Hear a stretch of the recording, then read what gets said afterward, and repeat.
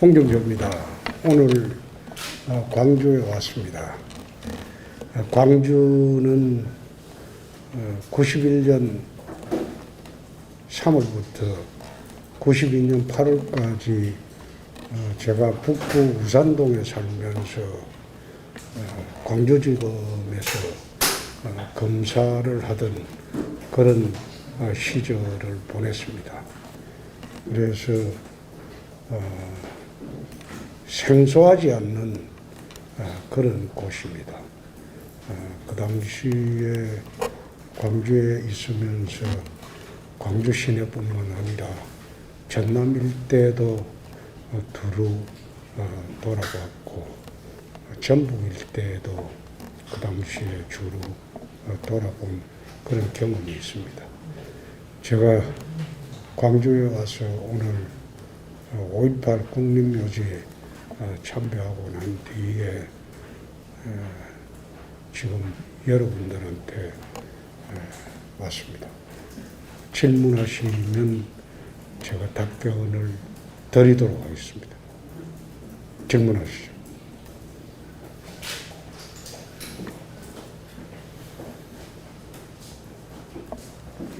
대선 출마하시고 지금 지방 광주는 다른 지역도 좋은 거 지금 오셨습니까? 그렇습니다. 아, 처음입니까? 그러면?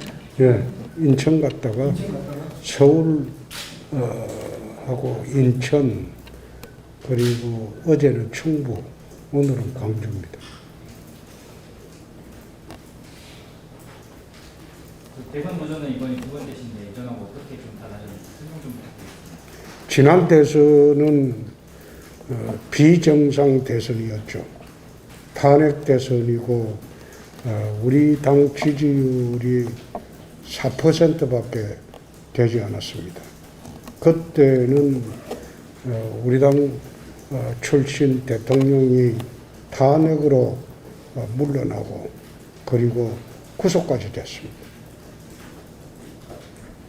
당이 개멸 일보 직전까지 갔을 때 지난번에는 불가피하게 당의 존립을 위해서 저라도 나가지 않을 수가 없었습니다.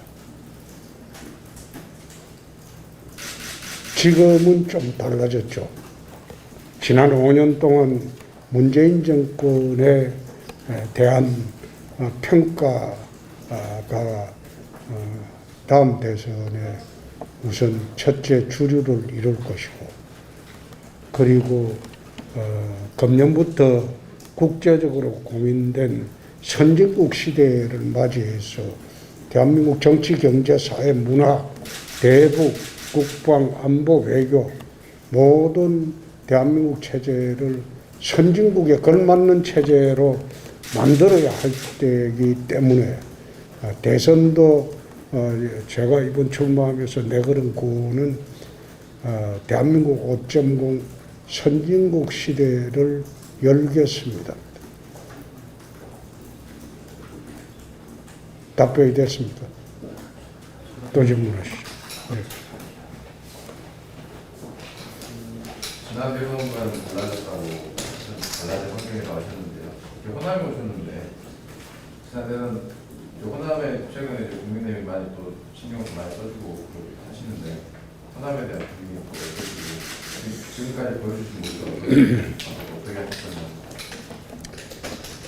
호남인들이 저희 당에 대해서 등을 돌리고 멀리하는 가장 큰 이유는 5.18입니다. 5.18 민주화 운동입니다.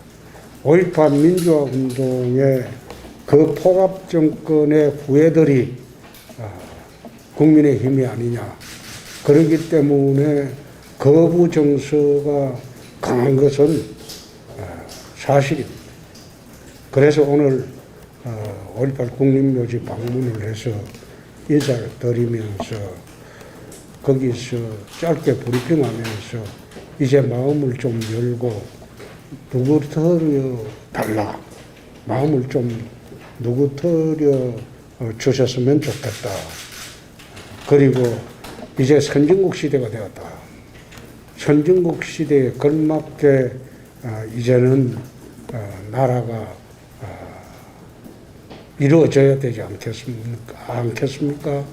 그래서 이제는 당보다도 사람을 보고 이 사람이 과연 대한민국의 선진국 시대의 원년을 이끌어 나갈 그런 자질과 역량이 있느냐, 그걸 보고 좀 판단해 주셨으면 좋겠다.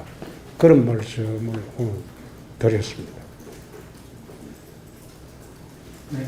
지금 현재 그 유력 대권 후보인 윤석열 후보는 검찰 후배고 또 같은 검찰 출신이니까 그래서 개인적인 어떤 인연 그동안에 어떤 그 검찰 후배로서 인연이 있는 걸 여쭤보고요. 그다음에 실질적으로 지금 뭐 여야를 통틀어서 인의를 다투는 유력 대권 후보인데 어차피 뭐 경선을 할 것인데 어떤 평가와 함께 그 경선에 이길 수 있는 빛이 있습니까? 지금 현재 가장 유력한 후보이지 않습니까? 두 가지 한번 여쭤보고 싶습니다. 예. 네, 윤석열 후보에 대한 질문에는 답변을 하지 않겠습니다. 오늘부터. 왜 그런가 하면 우선 꼭 답변을 하면 기사에 어떻게 나오는가 하면 후배를 비판하는 거로 그래 나오고 해서 오늘부터 그 답변을 안 하기로 했습니다. 안 하기로 했는데 거기에 또 답변을 하게 되면 또 기사 제목이 이상하게 붙습니다. 그 국민들이 판단할 문제죠.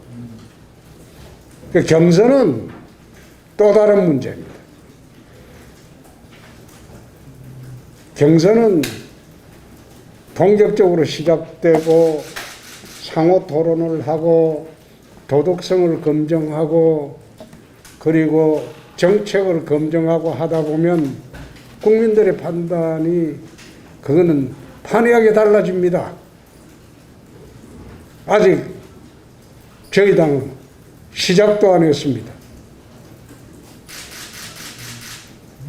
그러면 그 지지율 판정을 위한 대책 같은 게 있으신가요? 추석 때를 기점으로 좀 판단하고 계시는 것 같던데 지지율 판정에. 그래서 오늘 광주로 왔습니다. 전국 이렇게 지역별로 와서 기자분들 만나고 설명하고 토론하고 또 이야기를 듣는 것, 이게 다 대통령 선거 준비의 일환입니다. 전략은 가르쳐 주면 안 되죠. 그래서 광주에 왔다는 말씀을 좀 더 설명을 해주세요. 그래서 광주에 왔다는 말씀을 좀 더 설명해 주세요. 저희 당이 아까 내가 설명을 드렸지 않습니까? 왜 광주, 전남, 전북, 호남 지역에서 거부 반응이 심한가? 또 우리 당 지지율이 거의 한 자리 숫자도 안 되게 미약한가? 그 원인은 5.18 민주화 운동을 탄압한 그 후예들이 만든 정당이다. 그런 게 뿌리 깊게 박혀 있기 때문입니다. 그런데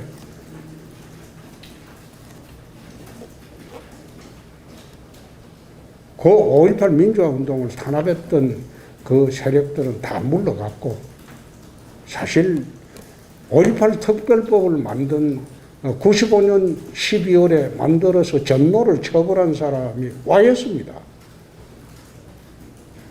그때 민자당 때입니다.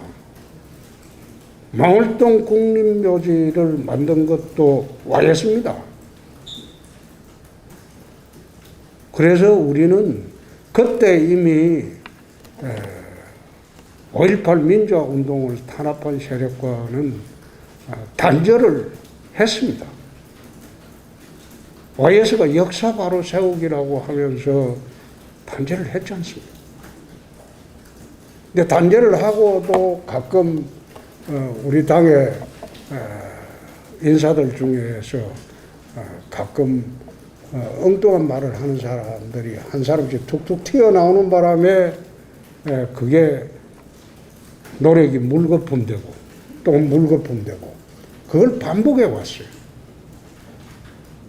그래서 앞으로는 그런 일은 없을 것이다. 없을 것이고 우리가 새롭게 뭉쳐진 세력으로서 우리가 그 광주, 전남 그리고 전북 호남인들에게 그렇게 우리가 이제는 차별 좀 안 해줬으면 좋겠다. 잘하겠다. 앞으로는 그런 말씀을 드리려고 왔습니다. 모종일보의 이성석 기자입니다. 출마선 3년 만에 오신 거 보면 호남에 대한 굉장히 적극적인 모습을 보여주고 있는 걸로 보이는데 혹시 이런 광주, 전남에 대한 뭐 구체적 비전 또는 그런 비전에 대한 말씀을 그거는 여러분들이 한번 들어보고 판단을 하시죠. 광주 전남 지역의 발전에 소외가 됐었다가 DJ하고 노무현 대통령 들어오고 또 민주당 문재인 정권이 들어와서 상당히 지금 균형을 잡아가고 있습니다. 그런데 문제는 이런 식의 발전 구도로 가지고는 좀 앞으로 국토 균형 발전에 좀 어렵지 않겠느냐. 그래서 저는 4대 관문공항론을 주창을 하고 있습니다. 대한민국의 첨단 산업의 수출 경로는 인천공항이 98.1%입니다. 인천공항을 통해서 다 나와요. 그러니까 첨단 산업들이 수도권 밑으로는 내려오질 않습니다. 내려와 본들 물류 수송 비용이 너무나 많이 들고 또 인재를 구할 수가 없습니다. 그러니까 이게 얼마나 심화가 됐나 하면 인천공항을 통한 항공화물 수출이 98.2%고 지금 지방공항을 통한 화물 수출은 대구공항이 0.1%, 김해공항이 0.6%밖에 되지 않습니다. 그 항공 길을 개선하지 않고는 국토균형 발전을 할 수가 없어요. 70년대 국토균형 발전의 가장 핵심적인 것은 고속도로였습니다. 고속도로가 뚫려야지 그 지역이 이제 개발이 됐어요. 그리고 발전을 했어요. 그러나 21세기는 하늘길입니다. 하늘길을 열어야지 지역이 발전하고 지역과 연계해서 지방대학이 발전하는. 호남 같은 경우에는 무안국제공항을 지금은 아마 가동률이 0.6% 정도밖에 안 될 겁니다. 이렇게 해서는 호남 발전의 길은 막히기 때문에 무안국제공항의 지금 활주로를 2,800m에서 400m 늘린다고 합니다. 3,200m를 만든다고 하는데 3,200m 활주로 길이로는 장거리 노선 화물 수송기를 띄울 수도 없고 힘듭니다. 그래서 관문공항이 되고 장거리 수송 화물 수송기를 띄울 수 있으려면 3.8km 이상이 되어야 한다고 저는 알고 있습니다. 그래서 무안국제공항을 광주의 공항하고 통합을 해서 광주공항은 무안으로 전부 옮기고 그 무안을 세계 각지로 직항로로 갈 수 있게 만들어주면 광주, 전남, 전북의 모든 화물이나 여객들은 인천에 안 가고 무안으로 가도 됩니다.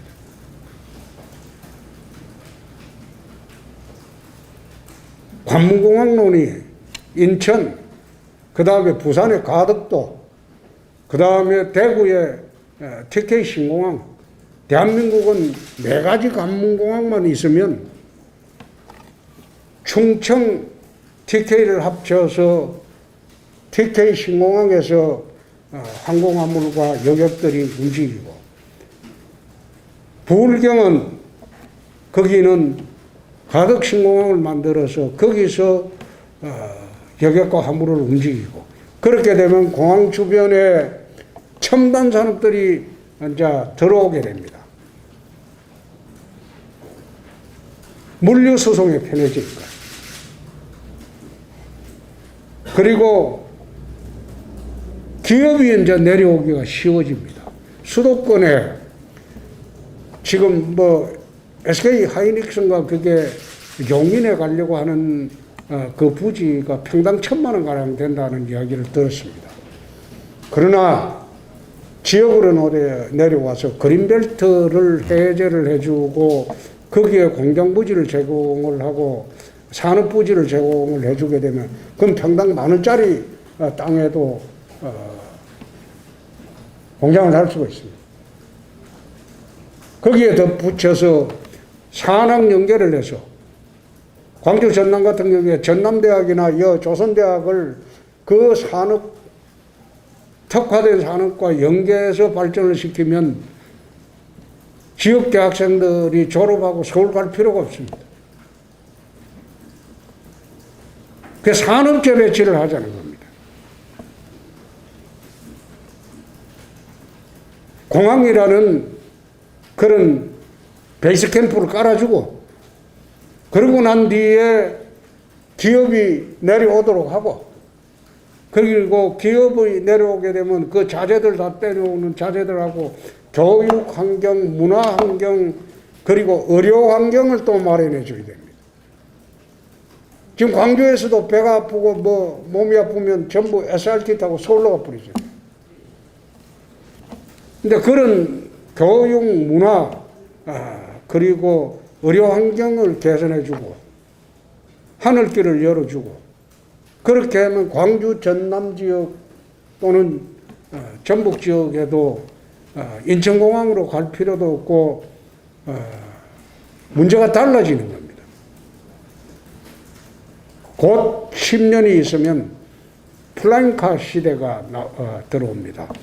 자동차가 하늘을 나는 시대가 옵니다. 미국은 이미 상용화되어 있고 플라잉카 시대가 오는데, 플라잉카 시대가 오면 국내 항공노선의 이 의미가 없어집니다. 무의미해집니다. 기껏해야 제주 노선만 의미가 있어집니다. 그 외 국내 항공노선은 의미가 없어져요. 자동차가 플라잉카 시대가 곧 다가옵니다. 우리가 스마트폰이 나오기 전하고 스마트폰이 나오고 난 뒤에 생활 패턴이나 모든 게 얼마나 변했습니까? 마찬가지로 자동차도 플라잉카 시대가 오고 국내선 항공이 의미가 없어지고, 그렇게 되면 우리가 4대 관문공항을 통해서 대한민국의 여객이나 항공화물을 골고루 분산하자는 겁니다. 호남은 특히 무안 국제공항이 이미 되어 있기 때문에 활주로 넓히고 시설 보완하면 무안에서 바로 유럽, 미주를 바로 직항로로 갈 수 있는 그런 시대를 만들자는 거예요. 그게 국토 균형 발전의 지름길이 될 거라고 저는 확신합니다. 광주에서는 공공항 이전 문제가 그 무한공항이랑 연결이 되어 있는데 그런 부분도 염두에 두고 말씀하시는 건가요? 응? 광주에서는 이 광주에 있는 공공항을 무한공항으로 그거는 전남 제가 단정한 문제는 아니지만 군공항뿐만 아니라 민공항도 보내야죠. 무한으로 다 보내는 게 맞지 않습니까? 군만 떼가 보내는 게 그리고 앞으로 도심에는 국내선 공항은 의미가 없어집니다. 그러니까 내가 플라잉카 시대를 이야기했죠.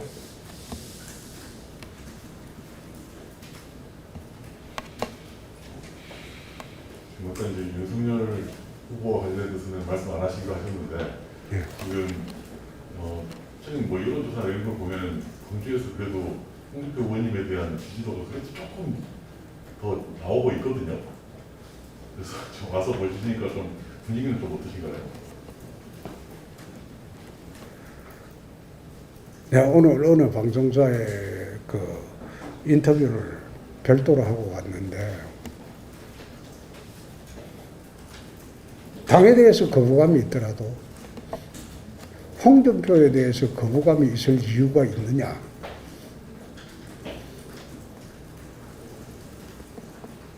제 아내가 전북 부안입니다. 굳이 말하면 호남의 사입니다. 나를 미워할 이유가 뭐가 있냐? 그리고 지금 나와 있는 24명 여야 후보 중에서 광주 시민경이었던 경험을 갖고 있는 사람이 누가 있습니까? 저는 여기서 북구 우산동에서 1년 4개월을 살았습니다. 북구 우산동 현대아파트입니다. 그러니까 당은 밉더라도 사람을 미워할 필요는 있느냐? 내가 그래 말씀드립니다. 결국은 이제 대한민국이 선진국 시대가 됐는데 선진국 시대에 걸맞는 국가 체제 변혁, 국가 체제 개혁, 그리고 우리 자손들이 선진국 시대라고 당당히 해외 나가서 말할 수 있는 그런 국격이 높은 대한민국을 만들려면 누굴 선택해야 되느냐? 그게 저는 이번 대선의 요체가 아닌가.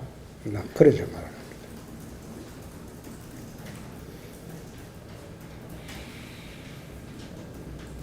이제 됐죠? 한 가지 질문. 예. 이재명 그 민주당 후보를 신문 후보라고 좀 말씀을 하셨는데 왜 그렇게 말씀하셨는지랑 그렇다면 어려운 후보는 누구인지 그 부분에 대해서 좀 설명 좀 부탁드립니다. 기본적으로 이재명 후보는 파퓰리스트입니다. 지금 국가 채무가 천조시대가 됐어요. 지금 GDP 50% 이상으로 지금 채무가 넘어가고 있어요. 문재인 대통령이 박근혜 대통령 시절에 GDP가 40% 넘으면 위험하다고 했어요. 근데 자기가 지금 5년 경영하면서 50%대를 넘겨버렸어요. 국가 채무가 천조시대가 됐습니다. 근데 국가 채무 천조시대에 세계에 지금 단 한 번도 실험하지 않은 뭐 기본 시리즈를 갖고 나와가지고 국민들한테 지금 국가 재정을 망치려고 지금 하고 있다 이거예요. 근데 그게 제대로 토론 과정에서 드러나면 국민들이 이재명 지사를 선택하기 어려울 겁니다. 나라가 거들날 판인데. 젊은 세대들이 그 국가 채무를 어떻게 자기들이 다 부담해야 되는데.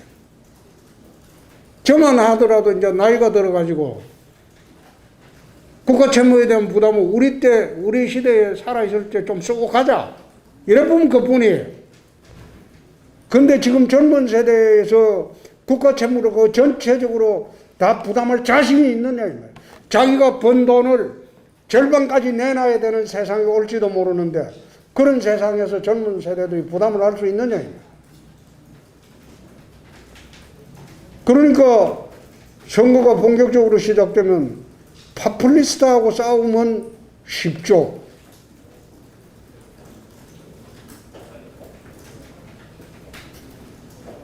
됐습니다. 어려운 후보는 누구로 생각하세요?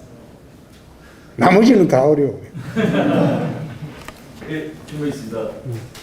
그러면 지금 이제 이준석 대표를 기점으로 해서 지금 이제 당내 이제 뭐 이렇게 여러 분란들이 있는데요. 그에 대해서 어제 김종인 전 비대위원장은 이제 조만간 이렇게 잘 해결될 거라고 전망하셨는데 그에 대해 어떻게 보시는지랑 그 컷오프 이제 4명 이제 통과하게 되는데 그냥 4명 후보가 혹시나 이제 그 홍 의원님은 다시 당연히 포함될 거라는 전망이 많은데 어떤 분들이 포함될 것으로 보시는지 궁금합니다. 그런데 컷오프는 제가 지금 말씀드리는 크나큰 결례입니다.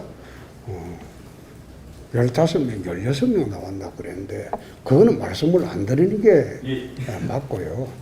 두 번째 이제 이준석 대표 문제는 지금 당대표 뽑은 지 2달밖에 안 됐습니다. 그 젊은 당대표를 처음 뽑을 때 당원과 국민이 뽑았습니다. 그 당대표 뽑을 때 우리 당협위원장이나 국회의원들은 다른 데 줄을 다 서가 있었어요. 이준석 대표에 줄 선 사람 한 사람도 없습니다. 그런데 당원과 국민들이 이준석 대표를 뽑았다는 것은 당이 변화하고 개혁을 해달라 이 뜻으로 뽑은 건데 지금 이준석 대표를 여러 가지 이야기가 있긴 하지만은 대선 후 공정 관리를 하려고 노력 많이 하고 있지 않습니까? 예? 토론계에도 많이 하고. 그런데 토론 못하겠다고 그런 식으로 문제를 다른 데로 틀어가지고 방향을 틀어가지고 이준석 대표를 공격하면서 결국 토론을 취소시켰잖아요. 그게 맞습니까?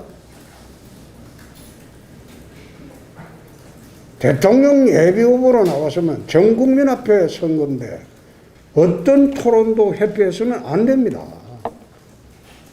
토론이 겁나고 토론에 자신이 없으면 접어야죠.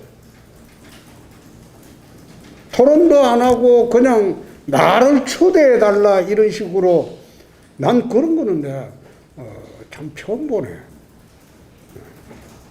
내가 26년 정치했습니다. 내가 그런 사람들은 처음 보네. 예. 이상은 그만하면 되겠습니까?